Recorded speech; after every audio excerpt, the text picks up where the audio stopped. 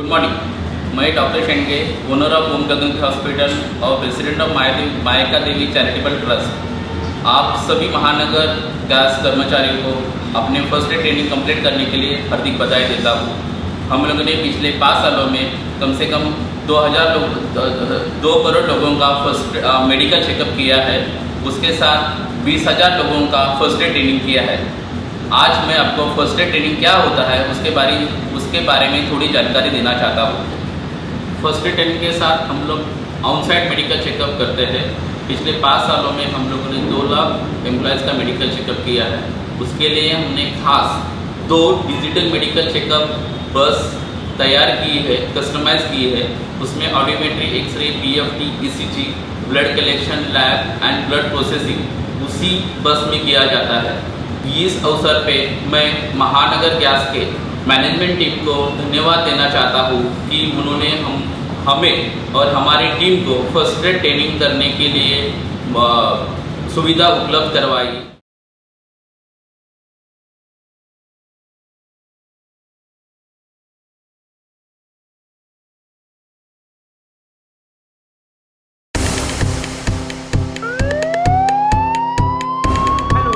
Hello, क्या हुआ है?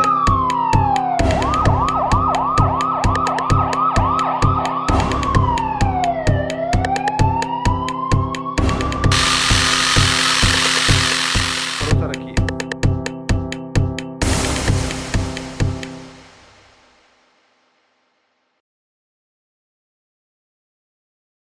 दोस्तों, कहीं पे भी कोई एक्सीडेंट या कोई हादसा हो जाता है तो अक्सर यही देखा गया है कि ज्यादा से ज्यादा लोग एम्बुलेंस या टॉप्स लाइन को कॉल करते हैं और फिर उसके आने का इंतजार।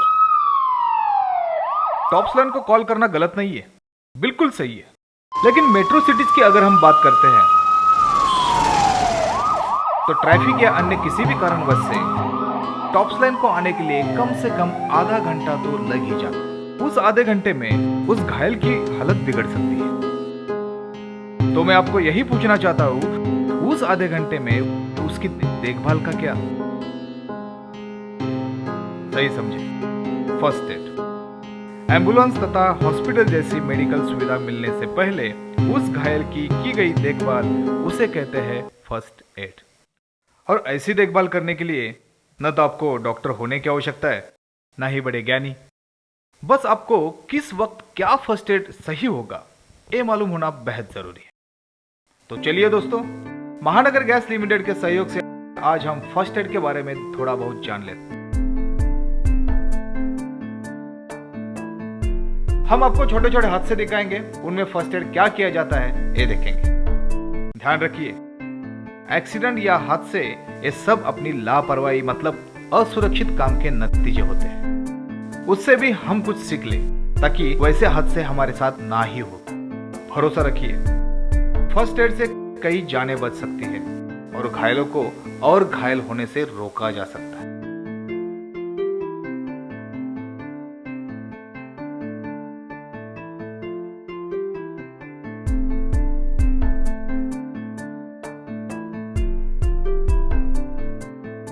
यह है अपनी GI की साइड। देखिए क्या होता है आगे।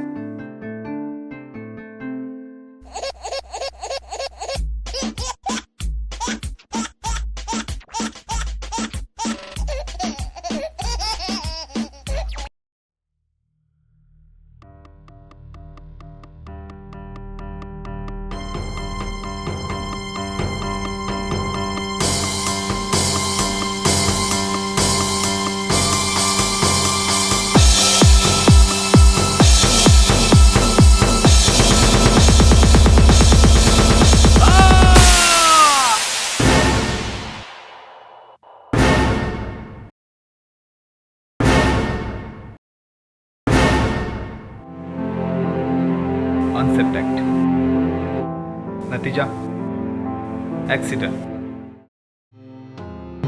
चलो देखते हैं वहां पे मौजूद इंजीनियर उसे फर्स्ट एड दे पाता है या नहीं। चलो चलो उठाओ उसको, चलो, अरे चलो जल्दी। अरे रुको रुको, ये क्या कर रहे हो आप? रुको 2 मिनट रुको आप। मेरा हाथ कहाँ पे दर्द हो रहा है? अरे रुको, हलचल मत करो, रुको, हलचल मत करो। राजू एक काम कर, यहाँ फर्स्ट एड बॉक्स से बैंडेज लेके आ, ट्रायंगुलर बैंडेज, जल्दी जा। जी सर।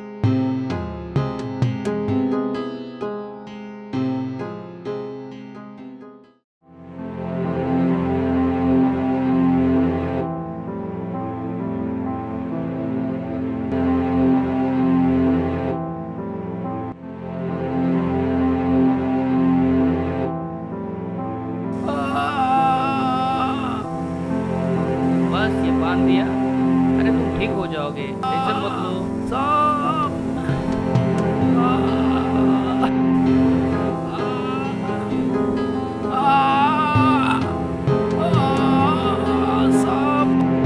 जरा उठाओ, थोड़ा उठाओ, थोड़ा। बस बस बस।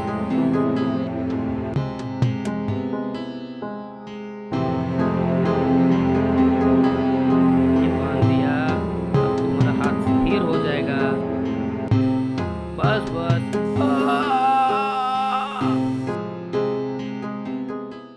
कितना आसान होता है ना ये फर्स्ट एड। इस फर्स्ट एड में भी यही था। शरीर का जो हिस्सा फ्रैक्चर हुआ है उसे किसी और हिस्से के साथ बांध कर रखा जाए ताकि वो फ्रैक्चर आगे ना बढ़े और वो जिसके साथ हुआ है उसे भी आराम मिले। तो चलिए दोस्तों, डॉक्टर से भी फ्रैक्चर के दौरान ये ट्रायंगुलर बैंडेज कैसे बांधा जाता है ये देख लेते हैं।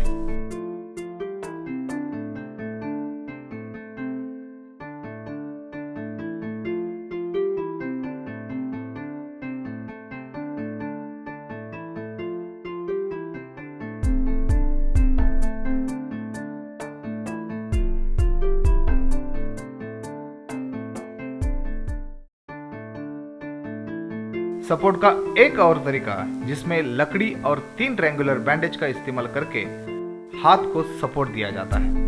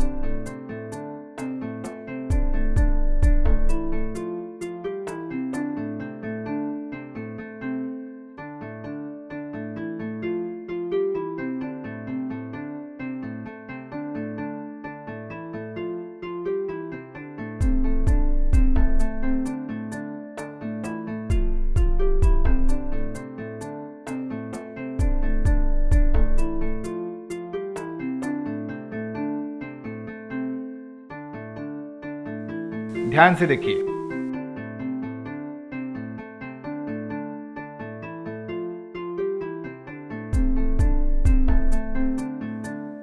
अब देखते हैं सर के ऊपर चोट लगने के बाद वहां पर कैसे बैंडेज किया जाता है।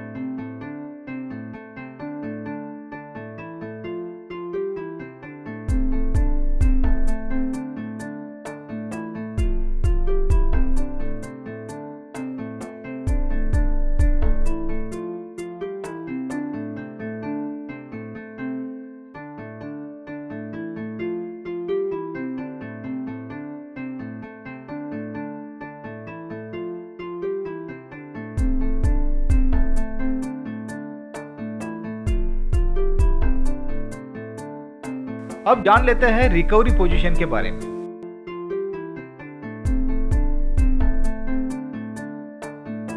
यह है सांस मार्ग।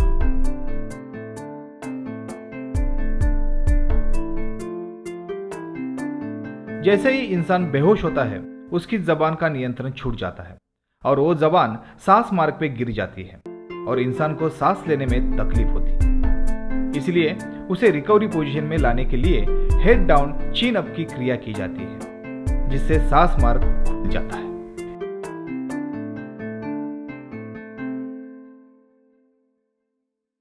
अगर इस तरह से आपके सामने कोई इंसान गिर पड़ता है, पहले तो उसके आसपास देखें कहीं और कोई खतरा तो नहीं। फिर उसके कानों के पास आवाज देकर देखें कुछ रिस्पॉन्स मिलता है या नहीं। कंधों पर थपथपा के देखिए, हल्की सी चुंडी काट कर देखिए। अब तक कोई रिस्पॉन्स नहीं। ठीक है, अब अपना एक हाथ उसके माथे पर रख के दूसरे हाथ से उसकी टुड्डी ऊपर करें। इसे अंग्रेजी में हेड डाउन चिन अप कहा जाता है।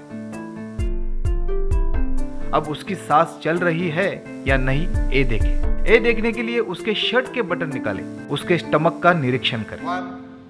अगर आपने देखा कि उसकी सांस चल रही है तो इसका मतलब जाहिर है वो आदमी सिर्फ बेहोश है, उसे रिकवरी पोजीशन में लाने की जरूरत है। अब आप जिस ओर बैठे हो उस ओर उसका हाथ उठा के 90 डिग्रीज में रख दीजिए।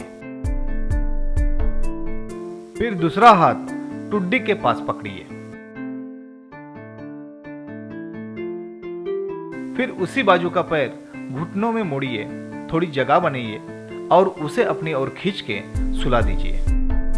और फिर टुड्डी को ऊपर करके रख दीजिए ताकि सांस लेने में उसको तकलीफ ना हो। ये हो गई रिकवरी पोजीशन। CPR मतलब कार्डियोपल्मोनरी रिससिटेशन।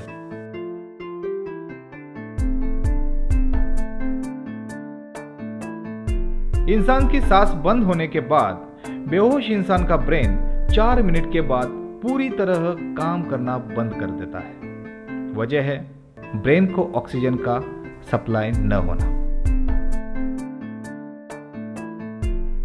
पहले जैसे हमने देखा check for the danger, check response, head down chin up. इसके बाद सांस चल रही है या नहीं। अगर पेट की कोई हलचल नहीं दिख रही है मतलब स्थिति गंभीर है। तुरंत हॉस्पिटल, एम्बुलेंस तथा टॉप्सलाइन को फोन करें और मदद के लिए पुकारें। अरे कोई है उधर, पेशेंट सीरियस है, मदद करा जाओ। अब आप एम्बुलेंस आने के पहले या कोई मदद मिलने से पहले CPR की प्रक्रिया शुरू कर सकते हो।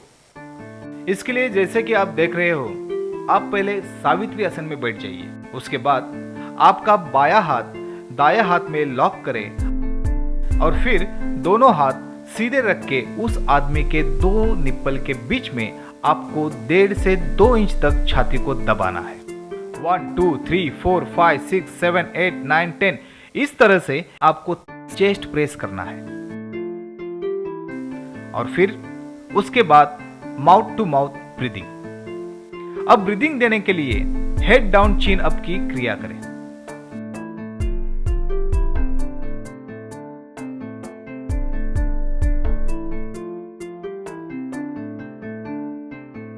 अब एक हाथ से उस इंसान का नाक बंद करें, दूसरा हाथ गर्दन के नीचे रखें।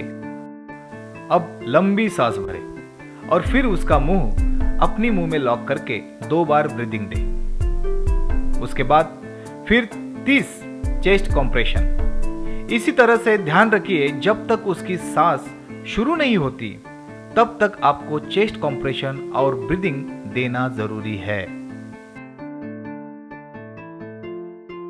चेस्ट कंप्रेशन और ब्रीदिंग का रेशियो है 30:2। ए हो गया CPR। CPR को याद रखने का एक ही तरीका है, अंग्रेजी के अक्षर डॉक्टर्स ABC, DRS जिसमें D का मतलब है चेक फॉर डेंजर, R मतलब चेक फॉर रिस्पॉन्स, S मतलब shout for help, A open the airway, B breathing और C चेस्ट कंप्रेशन। अब दोस्तों CPR और रिकवरी पोजीशन में आपको एक महत्वपूर्ण फर्क तो समझ में आया ही होगा। अगर घायल की सांस बंद है तो ही उसे CPR देना है और अगर सांस शुरू हो तो उसे रिकवरी पोजीशन में रखना है। डिहाइड्रेशन। कई बार हमें साइड पे कड़ी धूप में काम करना पड़ता है।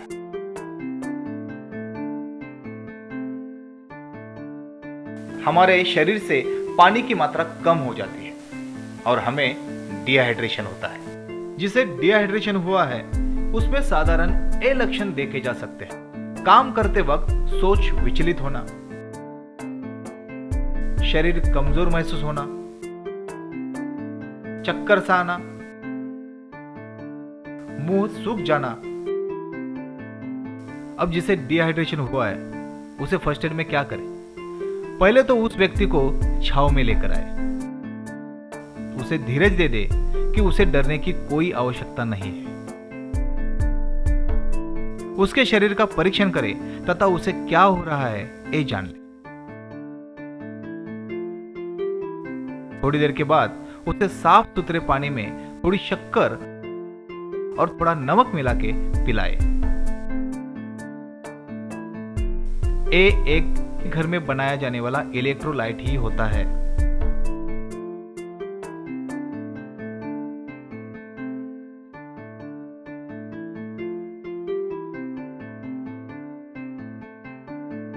जलने पर उसे ठंडा करने के लिए बहता हुआ पानी ही एकमात्र सबसे अच्छा और सही फर्स्ट एड है।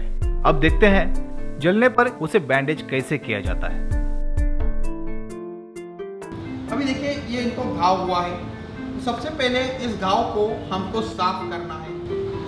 तो साफ करने के लिए ये होता है गॉस पीस, इसको आप अच्छी तरह से फोल्ड कीजिए। और ये है कोई भी एंटीसेप्टिक क्रीम, डेटॉल, सेवलॉन कुछ भी ले सकते हो। सेवलॉन लेने के वक्त आपको उसको डाइल्यूट करना पड़ेगा। ये होने के बाद आपको घाव को अंदर से बाहर साफ करना है। तो मित्रों, हम बहुत बार एक गलती कर लेते हैं कि जो भी क्रीम होती है उसको घाव के ऊपर इस तरह से लगाते हैं, तो जिस वजह से इसका जो टिप है वो गंदा हो जाता है या इन्फेक्टेड हो जाता है। तो सबसे आसान तरीका यह होता है कि आप एक गॉस पीस लीजिए, इसके ऊपर मलहम लगाइए और ये जो मलहम होता है ये इसके ऊपर रखिए। अभी दोस्तों, दो किस्म के बैंडेज होते हैं।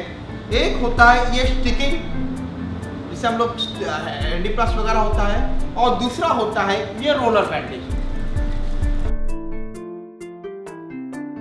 रोलर बैंडेज को हम प्रेशर बैंडेज भी कहते हैं। जब भी आप इसको बांधते हो एक प्रेशर सा छा जाता है। तो दोस्तों, कैसे बांधना है ये रोलर बैंडेज? तो सबसे पहले है आप इसके ऊपर एक ही जगह पे, जहाँ पे चोट लगी है, आपको एक ही जगह पे 3 बार टर्न लेना है एक ही समय पे। उसके बाद ध्यान में रखिए ये आधा पोर्शन 1/3 छोड़ के आपको ऊपर जाना है, फिर से ये ऊपर जाना है। अगर खून बह रहा है तो फिर से ये 1/3 करके नीचे आना है। और देखो यहाँ पे इसको आपको मोड़ना है। ये मोड़ने से क्या होगा, एक प्रेशर सा आ जाएगा। जैसे आपने टर्न किया, यहाँ किए, उसी तरह फिर से ऊपर आएंगे। जब भी आपको प्रेशर देना है आपको इसको थोड़ा सा ये सा ट्विस्ट करना है, यहाँ पे आ जाएगा। इसे कहते हैं प्रेशर बैंडेज। इस वजह से उसका खून का जो बहाव है वो बंद हो जाएगा। ध्यान में रखिए, अगर खून का बहाव बंद हो चुका है तो आपको स्टिकिंग लगाने में कोई हर्ज नहीं है। उसके बाद ये जो रोलर बैंडेज है इसको काटिए, और काटने के बाद ये तो आप इसको स्टिकिंग पट्टी लगा सकते हैं या बीच में से आप उसको काट दो।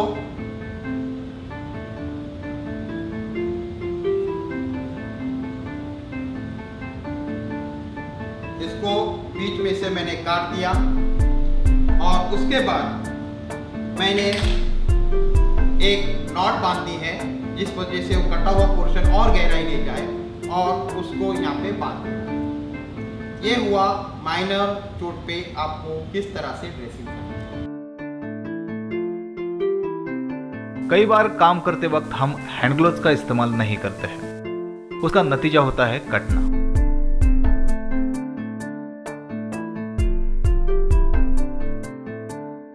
अब देखिए कटी उंगली को किस तरह से बैंडेज किया जाता है।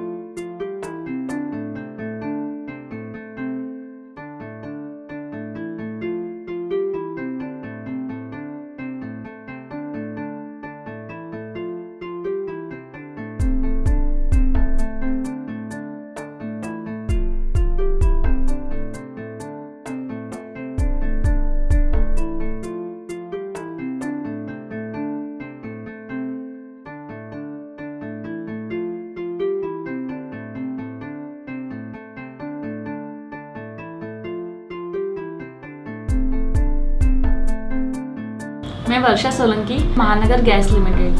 मैंने फर्स्ट एड का ट्रेनिंग लिया है और अभी मैं कॉन्फिडेंट हूँ कि ज़रूरतमंद को फर्स्ट एड देकर उसकी तकलीफ़ कम कर सकती हूँ और उसकी जान बचाने में अपना योगदान दे सकती हूँ।